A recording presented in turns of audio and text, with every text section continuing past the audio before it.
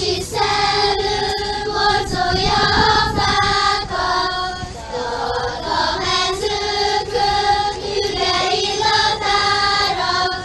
Eljött a szép nap, édesanyák napja, köszöntsük fel őt, köszöntsük fel őt.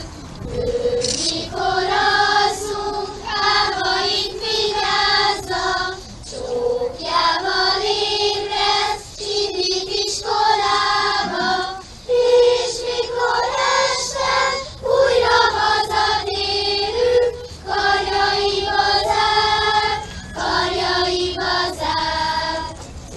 Úristen, kérünk, hallgass meg imánkat, gazdagon áld meg édes jó anyánkat. Éjjel mindig legyen vidám, boldog, kérjük áld meg őt, kérjük áld meg